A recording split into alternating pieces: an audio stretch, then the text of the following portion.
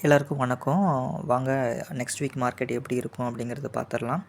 So அதுக்கு முன்னாடி Hindenburg வந்து மறுபடியும் ஒரு நியூஸை வந்து கொண்டுட்டு வந்திருக்காங்க. என்ன அப்படின்னா, செபியோட சேர்பர்சன் மாதாபாய் பச் அப்படிங்கிறவங்க வந்து அதானியோட அலிகேஷன்ஸில் வந்து சம்மந்தப்பட்டிருக்காங்க அப்படிங்கிற மாதிரி ஒரு நியூஸை வந்து சொல்லியிருக்காங்க. ஸோ அவங்களும் அவங்களோட ஹஸ்பண்டும் சேர்ந்து தான் இதை பண்ணியிருக்காங்க அப்படிங்கிற மாதிரி ஒரு நியூஸ் வந்து வந்திருக்கு.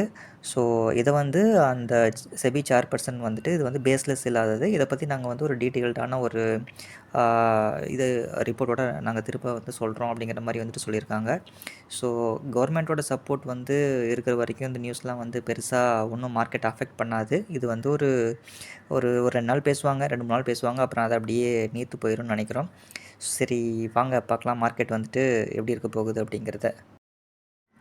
லாஸ்ட் வீக் பார்த்தீங்க அப்படின்னா, யுஎஸோட ரெசிஸ்டன்ட் ஃபியர், அப்புறம் ஜப்பானோட இன்ட்ரெஸ்ட் ரேட் டெசிஷன், ஸோ இதனாலலாம் மார்க்கெட்டில் வந்து ஒரு கேப் டவுன் ஆகிட்டு ஒரு நல்ல செல்லிங் ப்ரெஷர் இந்தியா லெவல்லையும் சரி, வேர்ல்டு லெவல்லையும் சரி இருந்துச்சு. ஸோ இது வந்து ஃபஸ்ட் ஹாஃபில் தான். செகண்ட் ஹாஃபில் வந்துட்டு ஓரளவுக்கு நல்ல ரெக்கவரி கொடுக்கறதுக்கு ட்ரை பண்ணாங்க. ஸோ அதுவும் நல்லா தான் ஏறிட்டுருக்கு, ஒன்றும் பிரச்சனை இல்லை. இப்போ வீக்லியில் பார்த்தீங்க அப்படின்னா உங்களுக்கு 20 டேஸ் மூவிங் ஆவரேஜுக்கு மேலே தான் இருக்குது. பட் டெய்லியில் வந்து very close to 20 days moving ஆவரேஜுக்கு மேலே இருக்குது அப்படிங்கிற மாதிரி தான் சுச்சுவேஷன் இருக்குது. ஸோ இப்போ பார்த்தீங்கன்னா ஒரு நல்ல கன்சாலிடேஷன் வந்து நடந்துகிட்டு இருக்குது. அந்த 23,900லேருந்து 24,400 அரௌண்ட் வரைக்கும். ஸோ இந்த ஜோன் வந்து ஒரு ஸ்ட்ராங்கான ஜோனாக இருக்குது. ஸோ இதை பிரேக் பண்ணுற சுச்சுவேஷனில் மார்க்கெட் வந்து டெய்லியில் 20 டேஸ் மூவிங் ஆவரேஜையும் பிரேக் பண்ணும். ஸோ அது மட்டும் இல்லாமல் தொடர்ந்து மேலே போகிறதுக்கான பாசிபிலிட்டிஸும் இருக்குது. இன்கேஸ் நாளைக்கு இந்த ஹிண்டன்பர்கோட நியூஸோட இம்பேக்ட் வந்து எதுவும் இல்லை அப்படிங்கிற சுச்சுவேஷனில் மார்க்கெட் மேலே போகிறதுக்கான பாசிபிலிட்டிஸ் இருக்குது. அப்படி இல்லை, இவங்க வந்து ஏதாவது ஒரு பெரிய இம்பேக்ட் வந்து கொடுக்குறாங்க அப்படிங்கிற சுச்சுவேஷனில் மறுபடியும் வந்து ஒரு 2-3 நாள் ஒரு செல்லிங் ப்ரெஷர் இருந்துட்டு மறுபடியும் அங்கேருந்து பவுன்ஸ் பேக் ஆகிறதுக்கு தான் சான்சஸ் வந்துட்டு அதிகமாக இருக்குது. ஸோ அதனால் வந்து அதுக்கு தகுந்த மாதிரி உங்களோட ட்ரேடிங் பிளானை வந்துட்டு வச்சுக்கோங்க. So in case 20 days moving average break பண்ணுறப்போ 24,689 வந்து அடுத்த ரெசிஸ்டன்ஸாக இருக்கும். அதையும் உடைக்கிறப்போ 24,854 வந்து ஸோ அதுக்கு அடுத்த ரெசிஸ்டன்ஸாக இருக்கும். ஸோ இது எல்லாத்தையும் பிரேக் பண்ணுறப்போ மறுபடியும் வந்து 25,080 அந்த ரேஞ்சை வந்து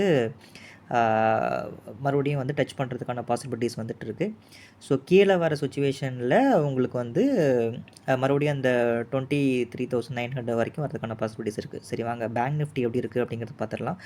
பேங்க் நிஃப்டி பார்த்தோம் அப்படின்னா உங்களுக்கு இதே மாதிரி தான். ஸோ நல்ல ஃபஸ்ட் ஹாஃபில் வந்துட்டு ஒரு நல்ல செல்லிங்கும், செகண்ட் ஹாஃபில் வந்து ஓரளவுக்கு ரெக்கவரி ஆகி வீக்லியில் 20 டேஸ் மூவிங் ஆவரேஜுக்கு மேலே இருக்குது. ஸோ இதுலேயும் வந்து ஒரு ரேஞ்சை வந்து க்ரியேட் பண்ணிவிட்டு நல்லாவே ட்ரேட் ஆகிட்டுருக்கு. ஸோ நல்ல ஒரு பாசிட்டிவ் மொமெண்டம் வந்துட்டு தெரியுது. ஸோ இது கண்டினியூ ஆகணும் அப்படின்னா இப்போது டெய்லியில் 20 டேஸ் மூவிங் ஆவரேஜுக்கு மேலே வந்து உங்களுக்கு மூவ் ஆகணும்.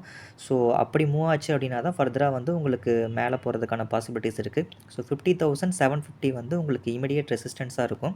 ஸோ அதை உடைக்கிறப்போ உங்களுக்கு 51,225 அதையும் வந்துட்டு உடைக்கணும். ஸோ அதுக்கு வந்து அதுக்கு அடுத்த ரெசிஸ்டன்ஸாக இருக்கும். இல்லை அதுக்கு மேலே போகுது அப்படின்னா 51,958. ஸோ அந்த ரேஞ்சுக்கு மேலெலாம் உங்களுக்கு மார்க்கெட் ஃபர்தராக மூவ் ஆகணும். ஸோ இப்படி மூவ் ஆகிற சுச்சுவேஷனில் இது வந்து ஒரு நல்ல மொமெண்டமாக நிஃப்டிலையும் கொடுக்கறதுக்கான பாசிபிலிட்டிஸ் இருக்குது. ஸோ இப்போ வந்து பார்த்தோம் அப்படின்னா மார்க்கெட்டுக்கு வந்து இந்த 20 டேஸ் மூவிங் ஆவரேஜ் அதுக்கு நியர்பையில் இருக்கிற ஸ்ட்ரைக்கான ரெசிஸ்டன்ஸான 51,225 வந்துட்டு ரொம்ப இம்பார்ட்டன்ட் ரெசிஸ்டன்ஸாக இருக்கும். சரி, வாங்க ஐடி பார்த்துடலாம். ஐடி எப்படி இருக்குது அப்படின்னு சொல்லிட்டு.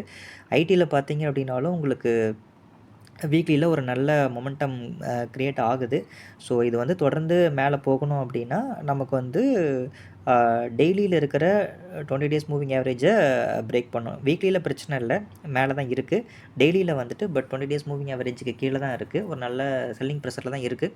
பட் கொஞ்சம் கொஞ்சமாக ரெக்கவரி ஆகிறதுக்கு ட்ரை பண்ணுது. ஸோ இதை உடைக்கிறப்போ பார்த்தீங்க அப்படின்னா இந்த 39,450 அது வந்து ஒரு நல்ல ரெசிஸ்டன்ஸாக இருக்கும். ஸோ இதையும் உடைக்கிறப்போ உங்களுக்கு ஃபர்தராக 40,584 ஸோ அதெல்லாம் வந்து பிரேக் பண்ணுறதுக்கான சான்சஸ் வந்து தொடர்ந்து வந்துட்டுருக்கும். ஸோ இதுவும் கண்டிப்பாக வந்து சப்போர்ட் பண்ணி தான் ஆகணும். சரி, வாங்க நம்ம அடுத்தது ஓப்பன் இன்ட்ரெஸ்ட்டு செக் பண்ணிடுவோம்.